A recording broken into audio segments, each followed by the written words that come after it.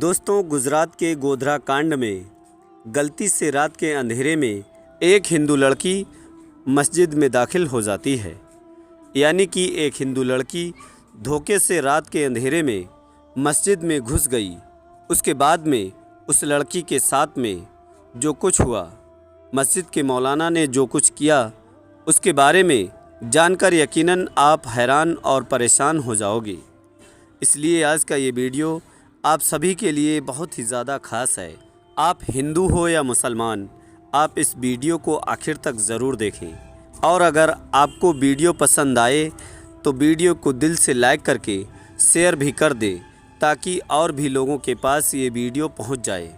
दोस्तों, 27 फरवरी 2002 की तारीख को कौन नहीं जानता होगा, क्योंकि यही वो तारीख़ है जिसने भारत के इतिहास को बदल कर रख दिया था।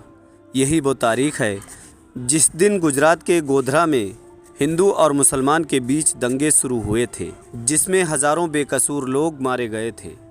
उसके बाद में पूरे गुजरात में हिंदू और मुसलमान के बीच बहुत ही ज़्यादा तनाव फैल गया था। आज जो वाक़या हम आपको यहाँ बताने वाले हैं, ये वाक़या इसी गुजरात दंगे का बताया जा रहा है।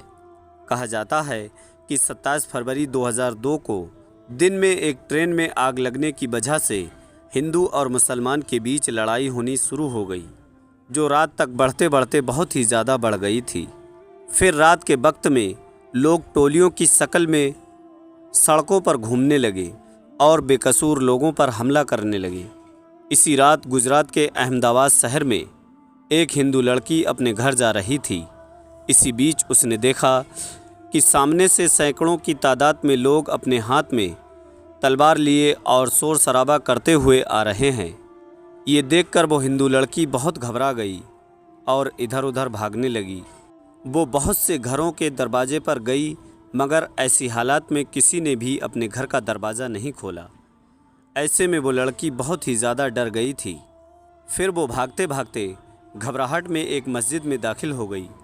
यानी कि फिर वो धोखे से एक मस्जिद में घुस गई और एक कोने में छिपकर खड़ी हो गई। मस्जिद में दाखिल होने के बाद उस हिंदू लड़की ने देखा कि मस्जिद के दूसरे कोने में एक जवान मौलवी बैठा हुआ है और कुरान पाक की तिलावत कर रहा है। यानी कि चिराग की रोशनी में एक मौलाना कुरान शरीफ पढ़ रहा है। मौलाना को देखकर फिर वो हिंदू लड़की उनके पास गई, उनको बाहर का सारा माजरा बताया। यानी कि उस मौलवी को सब कुछ बता दिया कि वो ऐसे ऐसे अपने घर को जा रही थी, मगर उसके सामने दंगाई आ गए, इसलिए वो डर के मारे यहाँ पर आकर छुप गई है। फिर वो हिंदू लड़की मौलाना के सामने हाथ जोड़कर कहने लगी, आप मुझको बचा लीजिए, आप मेरी हिफाजत कीजिए। अगर मैं इस वक्त यहाँ से बाहर गई तो बाहर खड़े दंगाई मुझको मार डालेंगे। अभी बाहर के हालात बहुत ही ज़्यादा ख़राब हैं। ऐसे माहौल में अब मैं अपने घर को नहीं जा सकती हूँ, इसलिए अब मैं रात भर यहीं पर रहकर रात गुजारना चाहती हूँ। फिर वो हिंदू लड़की हाथ जोड़कर मौलवी से कहने लगी कि मैं आपके सामने हाथ जोड़ती हूँ, आप मुझे रात भर यहाँ ठहरने की इजाज़त दे दें। दोस्तों, लड़की की इन बातों को सुनने के बाद मौलवी साहब उठे और मस्जिद के दरवाजे पर पहुँचे और बाहर के हालात देखने लगे। मौलवी साहब ने देखा कि बाहर के हालात वाकई में बहुत ही ज़्यादा ख़राब हैं। सैकड़ों की तादाद में लोग अपने हाथों में लठ लिए इधर उधर घूम रहे हैं और बहुत से लोग हाथों में तलवार लिए मस्जिद के बाहर खड़े हुए हैं। ये देखकर मौलवी साहब भी बहुत डर गए। उन्होंने मस्जिद का दरवाज़ा बंद कर दिया और अंदर आकर मस्जिद में उस लड़की को ठहरने की इजाज़त दे दी। अब वो हिंदू लड़की मस्जिद के एक कोने में आकर बैठ गई। वहीं मस्जिद के दूसरे कोने में मौलाना साहब फिर से कुरान शरीफ पढ़ने में मसरूफ़ हो गए। यानी कि कुरान पाक को पढ़ना शुरू कर दिया। उस मौलाना के सामने एक चिराग रखा हुआ था जो जल रहा था। अब इधर वो हिंदू लड़की मस्जिद के दूसरे कोने में बैठी मौलाना साहब को देख रही थी।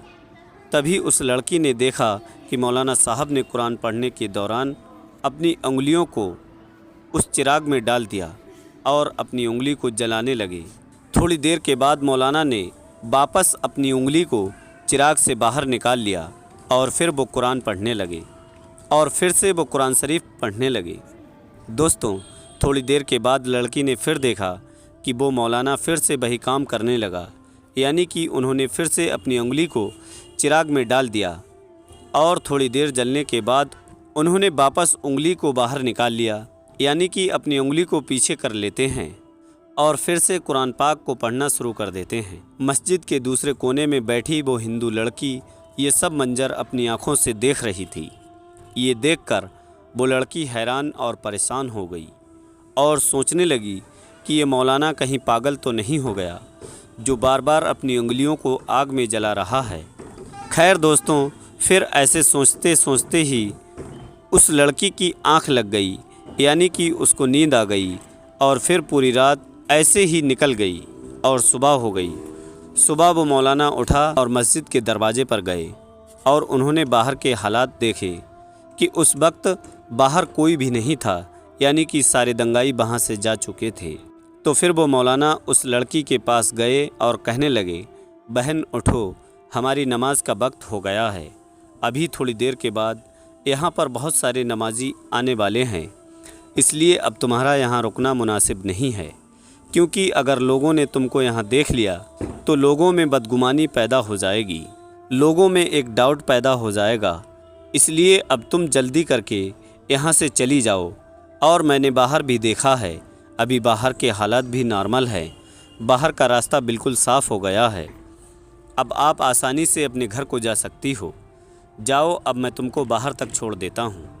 ये सुनकर उस हिंदू लड़की ने कहा कि अगर बाहर का रास्ता साफ़ हो चुका है तो अब मुझे जाने में कोई हर्ज नहीं, मगर मैं जाने से पहले आपसे एक बात पूछना चाहती हूँ। मैं आपसे एक सवाल करना चाहती हूँ, पहले आप उसका जवाब दे दें।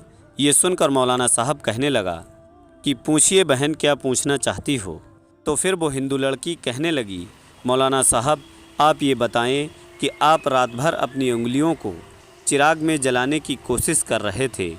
तो ये सुनकर मौलाना साहब कहने लगे, इसलिए फिर मौलाना साहब को इसके बारे में मजबूरन बताना पड़ा।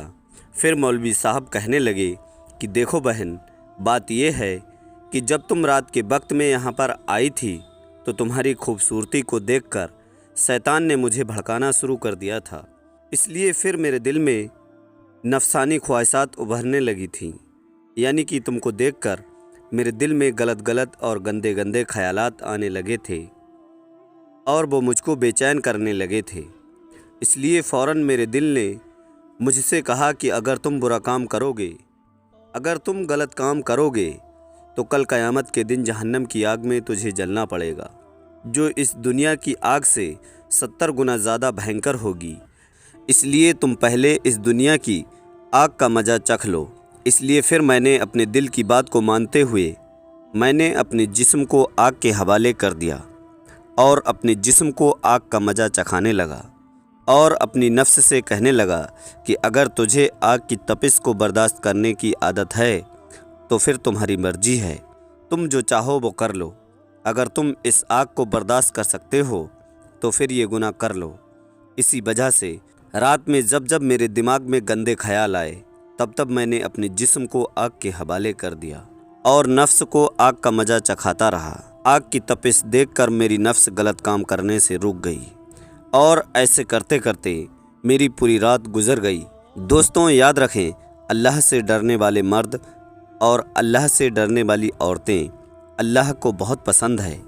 जैसा कि ऐसा कोई गलत काम जिसको करने को हमारा दिल चाह रहा हो और अगर उस वक्त हमारे दिल में अल्लाह का खौफ आ जाए और हम सोचने लग जाएं कि मैंने ये गलत काम किया तो अल्लाह के यहाँ मेरी सख्त पकड़ होगी, अल्लाह के यहाँ मुझे सख्त सज़ा मिलेगी, उस खौफ की वजह से हमारे दिल में इतना खौफ पैदा हो जाए कि हम उस गलत काम को करने से रुक जाएं, तो याद रखें ऐसे शख्स अल्लाह को बहुत पसंद हैं। इसी तरह से लज्जतों और बुरे कामों और बुरे ख्यालों से बचना चाहिए, मगर आजकल के लोग गुनाह को और गलत काम करने को मौके तलाशते रहते हैं। आजकल तो लोगों की ये चाहत होती है कि अगर हमें कोई गलत काम करने का मौका मिल जाए तो मज़ा आ जाए। दोस्तों, अल्लाह ताला से दुआ है कि अल्लाह हमें ऐसी सोच से बचाए और हमें ज़्यादा से ज़्यादा नेक काम करने की तौफीक अता फ़रमाए।